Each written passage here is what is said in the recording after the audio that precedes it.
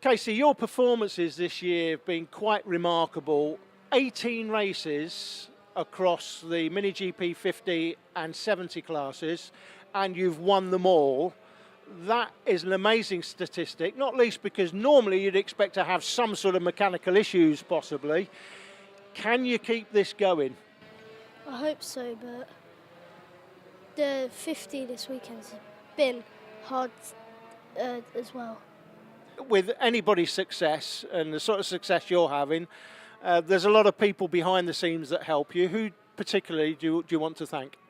RNG, Jamman, Kabuto, Ace Science, and my family.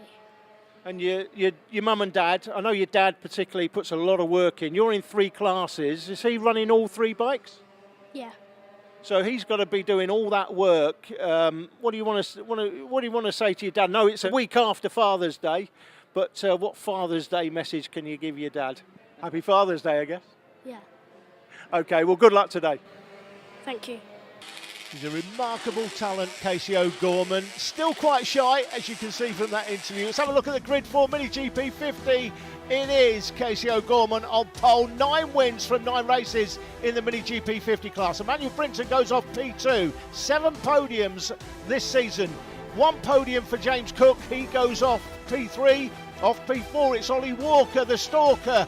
Number 48, he's riding, the 10-year-old from Somerset. Josh Bannister goes off P5 riding the 2 bike. He's had 3 podiums himself. Kyle Payne's had a podium. He rides the 25 machine going off P6.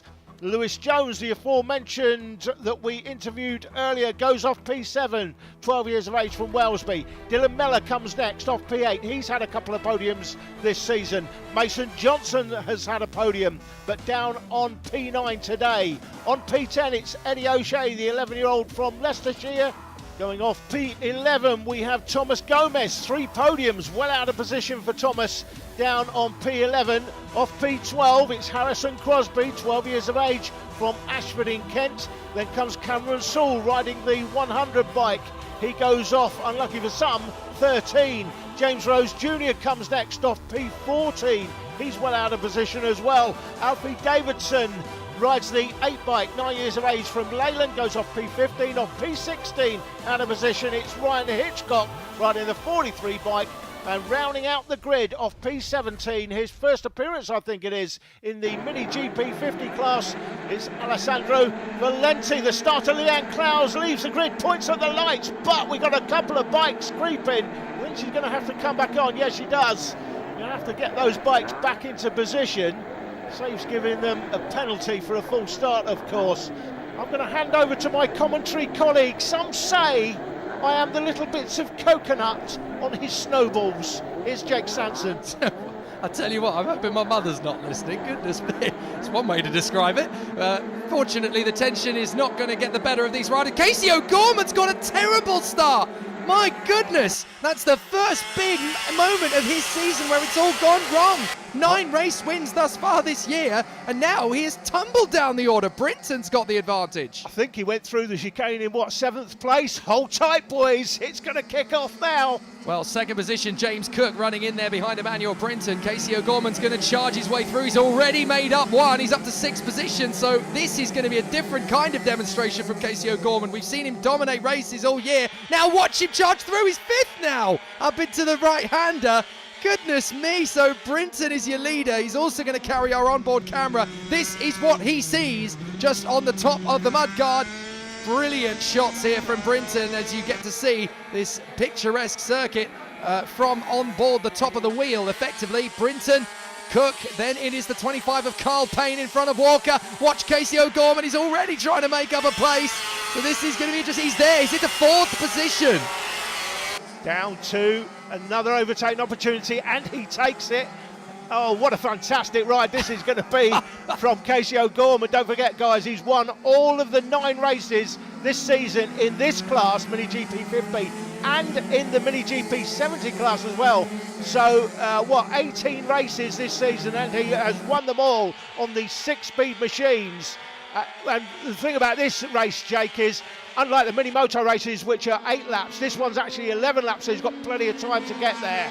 This is absolutely incredible. He's going to try and dive for the inside of Cook. He thinks better of it for the moment, but it looks like it's just a matter of time before he makes those moves. He's got past the riders he would really have struggled not to beat today. Now he is going to try and work his way forward to get past Brinton and Cook. O'Gorman, no surprises at all, is the fastest lap of the race. Bannister up the inside of Mason Johnson there. Nice move into the chicane by Josh Bannister on the Dunsley Heat machine. Here they come up to Iredale's hairpin. Another great overtaking opportunity. The thing about this track is there's overtaking opportunities all over the place, and that is definitely going to suit the man there on the blue bike as he looks down the inside. Does he for second? Oh. Yes, he does, and makes it as sweet as you like. Superb. Absolutely incredible riding from Casey O'Gorman. In a second past James Cook, and now he's got a set after Emmanuel Brinton. This kid can do no wrong at the moment, and it's only a matter of time before one of the big guns snaps him up and takes him on the GB Talent Cup. All he's got to do is turn the right age by the way things currently are. He's absolutely on the march. Meanwhile, we've got a great battle further back. Kyle Payne, Ollie Walker and Dylan Mellor are having an absolute tussle. Look at this as Ollie Walker trying to get one on board with Kyle Payne, and Josh Bannister is catching these guys. Casey O'Gorman's right on the back of Emmanuel Brinton. Yeah. Just pick the moment. Yeah, and Johnson and O'Shea there having their own little battle, the two of them trying to get onto the back of the 3-4 bikes in front of them. But here comes the championship leader, going to look down the inside of Brinton now, I think. Oh, he's already there. Into the Stuart S's and makes the move. How does he do it? This man is born to ride. Absolutely incredible from Casey O'Gorman. Emmanuel Brinton in second place. His job is now just to hustle in behind and hope that Casey O'Gorman makes a mistake.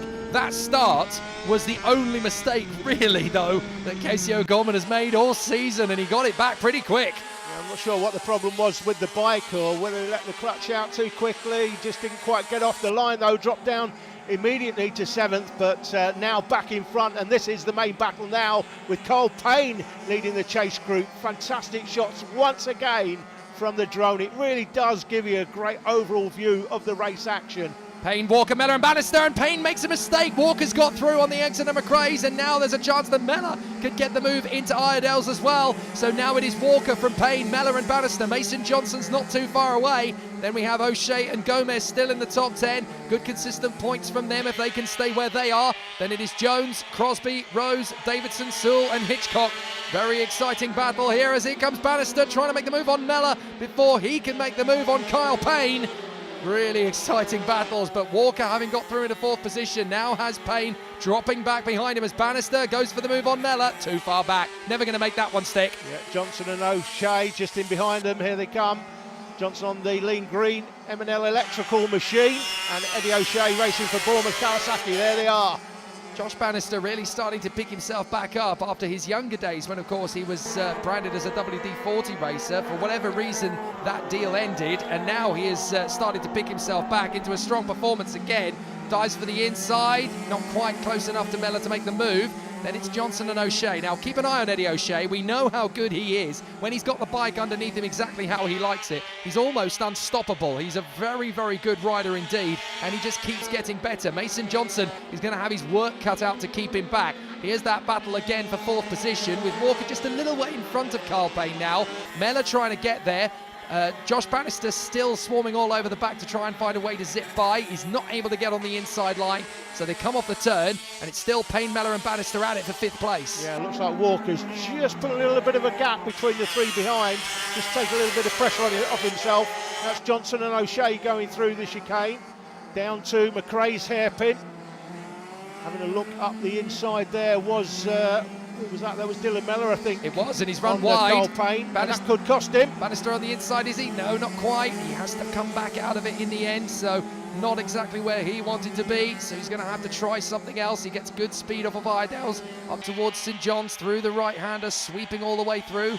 And that's a good 115-degree corner, that one. He isn't quite able to make it work. So he now tightens his way back up for St John's through the right into the left at Sunny. A very tight corner this. We saw that little collision between the rookie riders, I should say. We saw Hitchcock and Sims come a cropper there in the last race. So now they're going to have to try again. Up onto the turn they will come into the S's, and Bannister looking very hungry behind Dylan Mellor. 4 laps to go. Top left of the riders on your screen there tells you how many laps are remaining.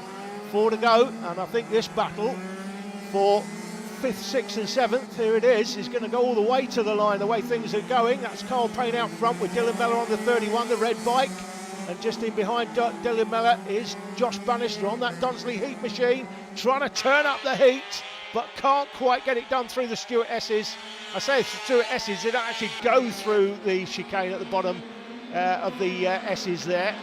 On the bikes, the karts do, but on the bikes they don't, they just go around the outside, the gearbox karting circuit effectively. I'll tell you what, this is going to be an interesting run. Bannister dives on the inside of Mellor. He gets him after a long effort there. He manages to dive on the inside of the final turn of the pit bend. Beautifully done there by Josh Bannister. He was dialing that in for quite a long time. He was reading where Dylan Mellor was going to put the bike.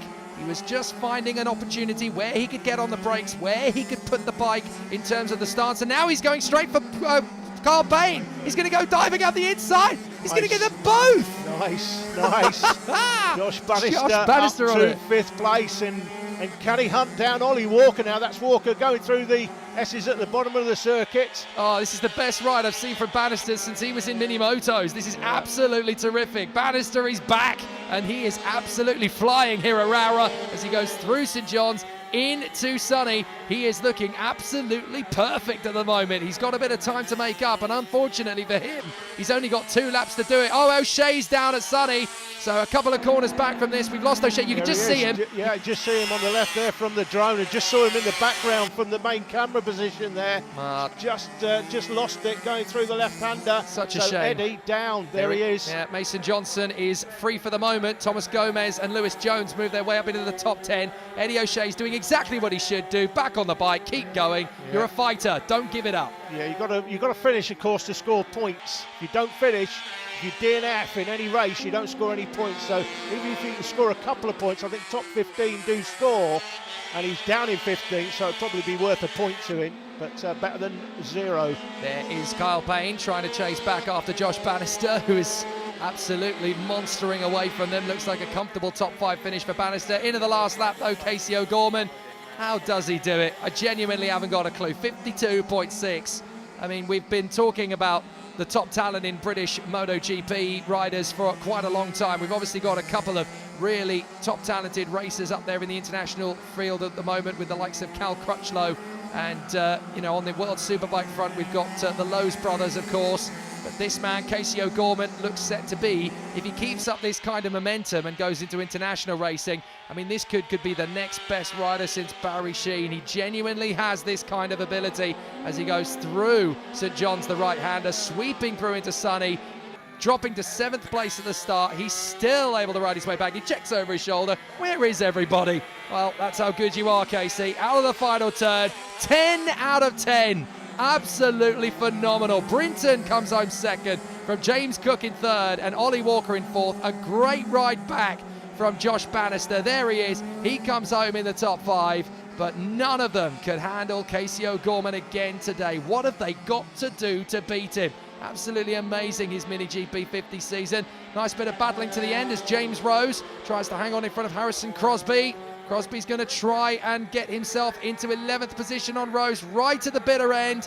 Comes out of the final turn. Can he get on the power and get alongside? Nope, it's going to be Rose who just gets there in front of Harrison Crosby. Great race back, though, from Casey O'Gorman, who saves his bacon after a disappointing start. Brinton in 2nd from Cook, Walker, and the resurgent Josh Bannister. Great to see him back in fighting form. And what do you know? Casey O'Gorman just makes it the 4th hat-trick in a row. 12 race wins out of 12. He has the perfect score of 300. It's a video game-style season.